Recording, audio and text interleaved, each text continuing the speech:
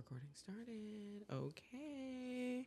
All right. Welcome back to Aces Full of Queens, the podcast all about the Aces of Las Vegas. And, we'll get into other things, other people, other teams, but predominantly We're we going to talk talk about about the the Aces. aces. Thank you. There we go. So I'm one of your hosts, Crystal. My cousin Anthony is here as well. I'm Anthony. I'm here. And just so everybody is clear, okay? Anthony is much more of the super fan, sports nut in the family, okay? Crystal is more of the actor, storyteller, entertainer of the family. So we're merging these things, okay? So I'm a baby fan. It's like I get it, I understand what's going on, but my perspective is different.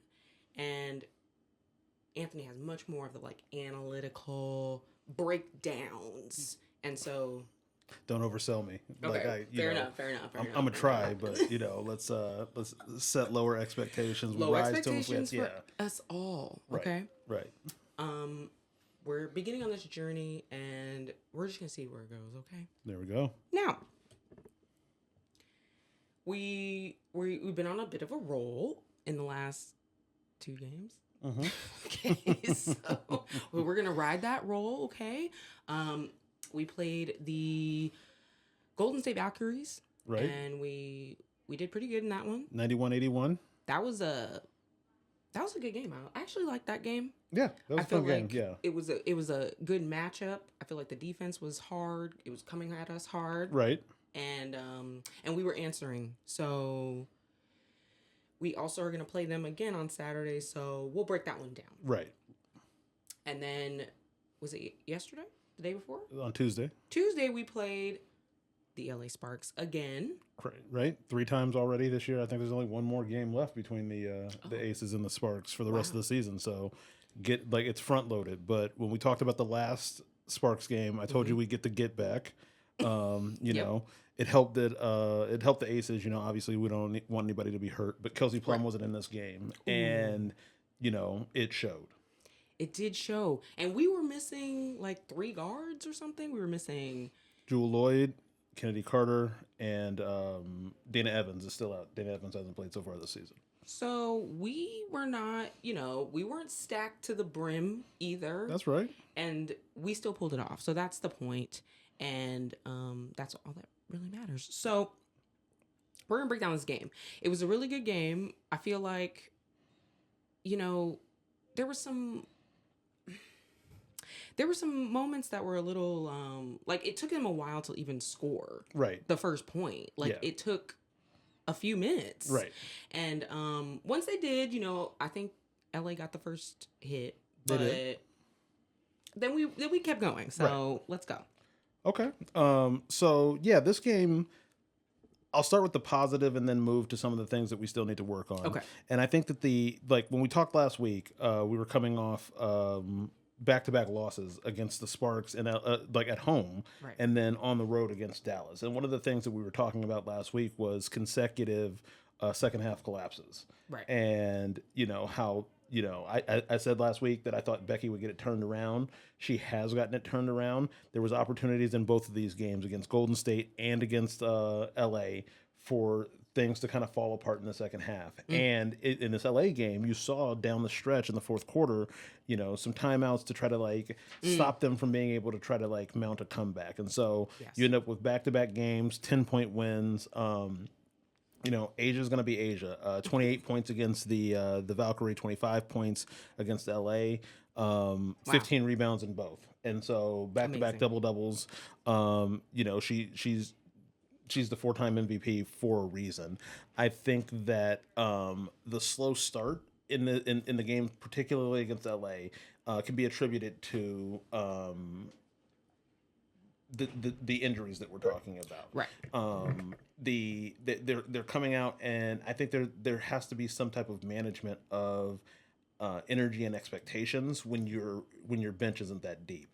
And so I think that when I look at this game in particular, one of the things that I am really focusing on when I'm looking at the box score is like the number of minutes that like our big players are playing. Mm. So you look at the minutes. Jackie Young played 36 minutes. The game's 40 minutes long. Wow. She was killing it, actually. This was a really good game for her. Chelsea Gray played 34 minutes. Asia Wilson played 34 minutes. And so when you have these injuries, it's hard for them to have a larger rotation.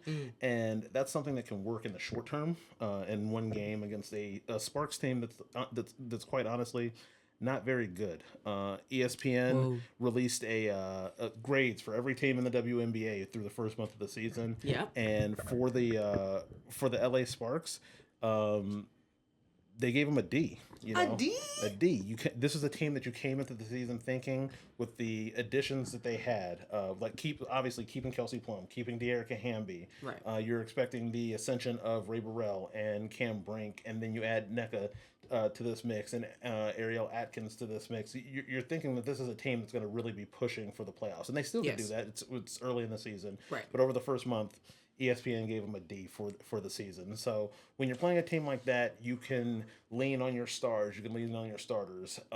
And so they started slow, but once they started like really feeling it, you know, we saw them really starting to perform the way that we know that they can perform, which is obviously good. But that's a lot on the big three. Nalissa Smith played really well. She had a ton of rebounds. And we love that. But that's not something that's going to be sustainable long term. I think that the good news, the bright side of that is that all of these players are expected to be back soon. Jewel's supposed to be back soon. Kennedy Carter's supposed to be back soon. Dana Evans is supposed to be making her first, getting her first minutes of the season relatively soon. So not anything to worry about like long term, unless these injuries linger on and these players aren't back. On the injury report, all three of those players are still listed on the injury report. Kennedy Carter and Jewel Lloyd are listed as game time decisions for the game against the Valkyries. What does that mean?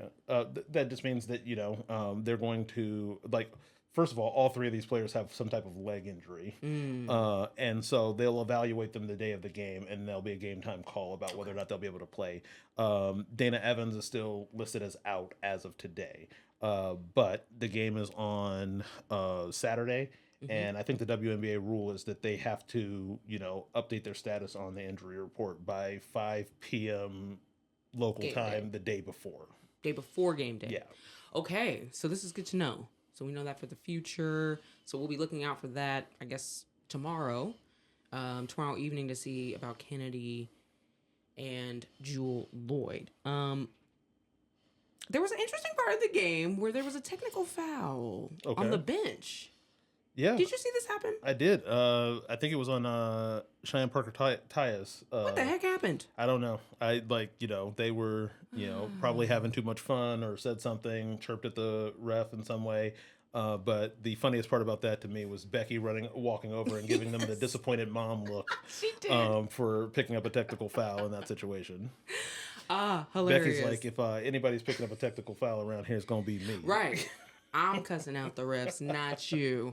But yes, okay, my investigative skills, we'll get to that. But so I felt like in the second half, in the second quarter, they had a good lead. It was like 31-16. Like the Aces really like stepped up and got ahead. Chelsea was getting fouled a lot.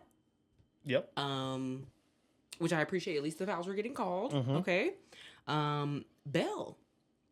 Kristen Bell. She made her first points of the season. Yeah. She had 2 3-pointers in the game, finished with 6 points, but, that's 6 more points than she had going into the game. So, we'll take that. Good for you, Belle. I appreciate it. She's always on the bench. She's the loudest. She's the most vocal and the most excited. So good for her. We got to be excited for her. Yep. Parker Tyus, she got in there. She did. Second quarter, she started killing it. And then I heard a little tidbit on the side about how she had to play her husband. Who's her husband? I'll have to find that out. She had to play her husband in order to get like his go ahead to like go through with this season, because she's coming out of like pregnancy and postpartum, and so there's a lot going on with the body and the mind. So that's a good husband. Whoever you are, we'll find out who you are. Well, he should be thinking about like what's going on with her and everything like that. But she's Yes. also an adult person in this world. She'd be able to make that call herself. Absolutely. She shouldn't have to go dunk on him or something like that to get on the court. You know. What I Maybe mean? he needed it for himself. Jackie Young, I feel like she came alive in the second quarter, and she's had some personal issues going on too. Yeah. And she's been playing. She said she's been playing with a heavy heart. Yeah. Yeah, with a heavy heart. So she had a couple of games where the shooting numbers weren't really there. We talked about that a little bit last week. In the game against the Sparks on Tuesday, she was 7 for 17, 2 for 5 from 3-point range. But I think, and we'll talk about this a little more when we talk about Chelsea. But Right. Jackie had 9 assists, and so I think that's one of the real strengths of this Aces team is the ability for players to create something for their teammates. So she had 9 assists. Chelsea Gray had 11 assists. And that really helps. And so getting the ball into Asia in a spot where Asia can immediately do her work really helps. Getting the ball to shooters where they're in a place to shoot high percentage shots, that really helps. And so and then of course the 16 points and being on the floor for 36 minutes and not falling off defensively. These are all big things that Jackie's bringing to the table. Yes, and Brianna Turner, she came off the bench and she was out there. She was getting those rebounds, but they were not going back in. Yeah, she had a game where she had 4 rebounds. Her plus minus was plus 16. Oh. And so during the time that she was on the floor, the Aces were doing well. And so I think that as she gets a little bit more experience, we'll start seeing those rebounds and those putbacks. So the points number cannot be 0. Right. With hopefully, the rebound number increasing as well. Yes, they were doing really well with the rebounds. I feel like they were on top of the rebounds. They were on top of the hoop. They just weren't always going back in. That was my observation for the entire game. I'll give the Sparks a little bit of credit. They were knocking them away. They were knocking away those Aces baskets that were trying to go up. Kim Brink. She had that face mask on. I don't know what was going on with that, but yeah, she was knocking them out. That's a story from earlier in the season. That's actually I can't remember if it was earlier in the season or in the first game they played, because I don't think they played in the preseason. Okay. Whatever the case is, yes. That injury to her face actually was caused by Asia Wilson, and so she's been rocking the mask ever since on her Bane stuff, and she had 2 blocks, and she redirects shots. You have to go around her. She's got an incredible wingspan and great defensive instincts, and so she puts herself in positions to really impact the shots and at the very least make them harder for some of the Aces players out there. And then she got a double technical, I think it was, with Melissa Smith when they were chirping at each other, and then I guess Jackie tried to talk her down, and she said, "Don't talk to me." So things got a little heated down there. Yeah, heated the moment. Yep. Yes, I'll give her credit, but she was also the free throws were off. I mean, Brink was trying, the mask was on, her eye was off. I'll just say that. That's all I'll say. Well, her field goal, I think she was 2 for 2 from the free throw line. She only shot 2 free throws. Oh, okay, there you go. But she was 3 from 10 for the field. So not a great 30% is not a great shooting percentage for the game. She's better than that. I think that in addition to being a 4-time MVP, Asia Wilson's also the co-defensive player of the year from last year, and so Cam Brink's down there. And Asia's putting her in hell a little bit. These shots aren't coming easy. That's so, right. That's what happens when you play against the best player in the world. And that's what's always going to happen. So we had a little halftime. We stretched our legs, and then we came back. Third quarter, I have down Melissa. She was getting it. She was blocking a few times.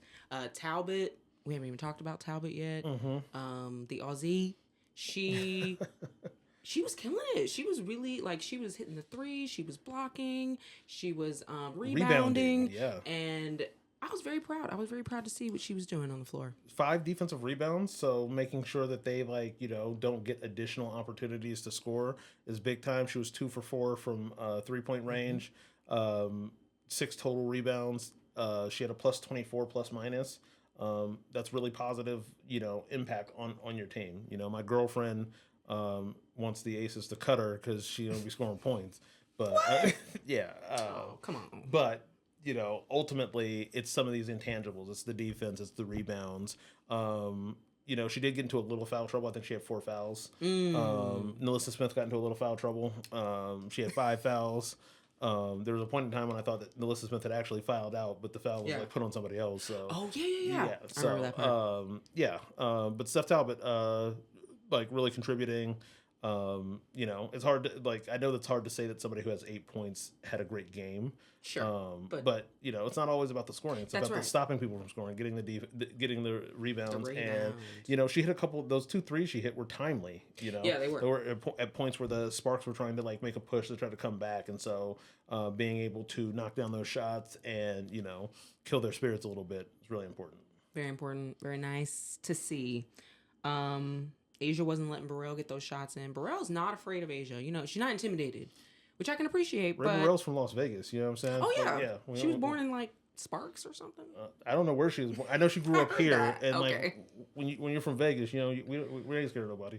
Yeah, we're a little rough.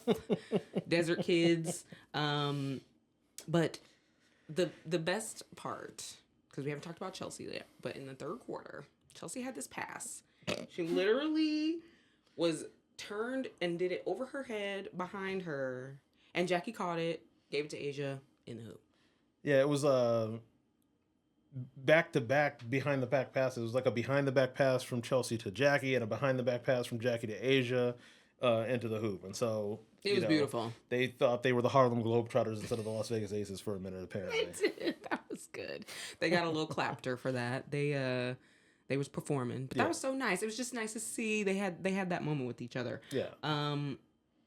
Jackie was killing it in the third. She had some very crafty plays. Mm-hmm. She was moving, she was grooving, and the Sparks were out there. They were getting it. They were blocking. They were blocking these shots. The defense was on, but just not good enough. I'm sorry. Yeah. It's hard. Like we talked about this a little bit before. The Kelsey Plum injury, it's hard to get your rhythm and understand who you are as a team and develop your identity and go out there, especially against a team like the defending champs. Right. And, the last time they played, Kelsey had 38 points. Right. It's hard to make up 38 points. She was on the bench. She was talking a lot. She had a lot to say. She had a lot of looks. But nothing was going in the hoop. So, I mean, we pray for you, Kelsey. But at the same time, we going to do what we got to do while you ain't out there. Yeah. And I think it's we should point out this is a Commissioner's Cup game. Oh, right. Yeah. So what does that mean? So Commissioner's Cup is an in-season competition. And so it basically, from the 1st through, I think, June 17th, these teams are going to compete in a round robin. There's more teams in one conference than the other. I can't remember that off the top of my head right now. But they're all going to compete. And then ultimately, there will be a Commissioner's Cup championship game on June 30th, Eastern Conference versus Western Conference. The winning team gets a $500,000 bonus. You get a banner. You get, a trophy. Apparently, Asia hates the Commissioner Cup ball, though, because they play with a different ball during those games. That's the black and white one instead of the orange and white one. Wait, so who gets this money? The players. They split it evenly? Okay. It gets split between the players. The losing team gets something too. I think it's $500,000 for the winning team. But that's nice. The only reason I wanted to talk about the Commissioner's Cup is because I want to tell you there's only one team since they've been doing the Commissioner's Cup that won the Commissioner's Cup and the title in the same year. And that's the Las Vegas Aces. Hey, I could have guessed. So that's not normal. That doesn't happen. What do you mean? That doesn't happen. So they haven't been doing. They haven't been doing it. This is only. I think the first season that they did it was 2021. Oh, okay. So it's a newer thing that they've been doing. But in 2022, the Aces they took that Commissioner's Cup. They took that title. So we still have it. We still have the cup and the title. Yeah, from 2022. From And then 22. last year, the reigning Commissioner Cup champions are the Indiana Fever. Oh, They won it last year. all right. Well, good for them. But we gonna try to get it back. But regardless of the ball, Asia will deliver. I believe she will conquer it.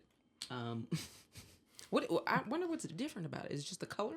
Yeah, they changed it so that you know it's a Commissioner's Cup game. They have a similar thing in the NBA now called the NBA Cup. Okay. And in the NBA, Right. when they do the NBA Cup games, they change the whole floor. Like you turn on the TV and you're like, why does that floor look crazy? Right. Oh, it's the NBA Cup game. Here they just change the ball. You know, they're not trying to be all extra like that. And I'll speak on this really quickly. You know, the Sparks were wearing black. Now, why? Why were the Sparks wearing black? Those are their Rebel Edition. Why do you hate all the Rebel Edition jerseys though? It's just confusing to me. It's like, who, what team is when? Never mind. You know, it's fine. I get it. Crystal wants it Everybody's- back like the old days where you wear your dark color. You have one dark color. You got one light color. You wear the dark color on the road. You wear the light color at home. That's it. That's it. Makes it nice and easy, guys. I'm just saying. It's like, the Sparks are in black. All right, that's cool. The bigger point is those jerseys are ugly. Like, you know, the big LA, you know. It's all. The Vegas Rebel We're Edition. gonna find out who does these. The red ones are nice. I know you're hating. They're right. They're nice. But we're gonna find out who designs these jerseys because we're calling you out next week. Anyway, on to the fourth quarter. So the Aces got a good lead again. They were at like a 66-53, and it stayed that way for a while until Asia did like a free throw and broke the curse. And then Nalissa got. What did I say? Nalissa got to work on the free throw. Oh, she missed 2 free throws. Yeah, she does that. Yeah. This is we gotta work She on the free throws. She was guys. 1 for 4 from the free throw line. No. Absolutely not. And you know why? Because free throws win games. And sometimes it comes down to that one point that you missed, you know? So Nalissa, love you, but she's let's work not on out. it. She's not out there trying to miss the shots. She's trying to do the best she can. And like my big thing is that like at least she's dribbling on her free throws now. She's not doing the serial killer thing she was doing last season where I was all like, does she even got a soul? Like you ain't dribbling the ball before shooting the free throw. That's crazy. That's so weird. That's crazy work. That's so weird. Okay, so maybe she's an oddball. So do your best to get in 100 free throws before the game. I mean, I know it takes time. I get it. All right, Kobe. I get it. See, right. See? And then there was that tech foul call from the bench. Burrell, again, she kind of came alive in the fourth quarter, was giving it to Asia, giving it to the rest of them, but unfortunately they knocked it down, and we closed out 79-69. There we go. I feel that, I mean, I think we would have won even if Plum was in because we had a score to settle. And so I told you last time we was going to get the get back. yeah, We so got it. I feel that, we were good either way, but I guess we'll never know. At the end of the day, when do they play again? They have a couple more weeks. I think that they don't play again until near the end of the season. Okay. They play them again on September 22nd. Wow. Oh, because it starts to go like Eastern, Western. Well, like you only play so many games against each team, and so in the first, basically month of the season, they played the same team 3 times. Right. So they're going to play them 4 times. It looks like, and so Overall. the next one is September 22nd at the house, Michelob Ultra. Okay, guys. So we'll get ready for that. Shout out to my girl JB, who is the MC for the LA Sparks. So when we're watching the games, or when you're watching the LA Sparks, that's whose voice you're hearing. Shout out to JB. Great job. Did you tell JB to call him out on them jerseys? You know what? I will. And JB is always looking good. She always styling with the purple and gold, which is that's the color, right? Okay. Shout out to you, JB. And that was the game. So next we're playing the Valkyries again. I feel good. We're on a streak, right? Right? Like no worries. not like you might not have any worries. I always got worries. I mean, we're hoping that Kennedy Carter can at least make it back. Right. I mean, because she has become an integral part of the game, of the team. Jewel Lloyd, definitely like a force. We need her. And so we're going to be praying. Right. Yeah, I think that's all right. So going back to this ESPN grades thing that they did, the ESPN graded the Golden State Valkyries a B plus for the first month of the season. Okay. They have the third best defensive rating in the WNBA, and so they bring the defense. So, like I said, when the Aces lost to the Sparks, we're gonna get back. Okay. This is the same thing that they're thinking. They're trying to come here and they're trying to make up for lost time. Getting that lick. And, even in that game, like we talked about, that game was close at points. Kayla Thornton's playing really, really well. Gabby Williams is playing well. Veronica Burton's playing well. Kia Stokes is playing well out there. And so, this is a team that you have to be you have to be ready for. I think that in order to win, they're going to need another big performance from Asia. This is not me saying anything that nobody knows. Like, right. This is the analyst thing where you just say the most obvious thing in the world. Right. But I think that watching out for their defense and having just played them so recently, watching out for any adjustments that Natalie Nakasi has made. I probably pronounced her name wrong. I'm gonna get better at all these names. We're gonna get better. She's very good at defensive adjustments and making it hard for other teams. She's really good at doing that within the game. That didn't work so much for them in the last game in San Francisco. And so she's been studying. She's trying to figure out exactly how to make the Aces beat them in a way that's not just Asia Wilson having 28 points and 15 rebounds. Like, right. Who else can step up? Who else can add to this? And if they can't, then that puts the Valkyries in a much better position to win. Okay, so be on the lookout, guys. It's actually a daytime game, and so you don't have to stay up too late. Get some brunch. Are you going? Yeah, I'll be there too. It'll be a family affair. That's what we do. And maybe we'll do a live hit. You bringing the equipment to the stadium?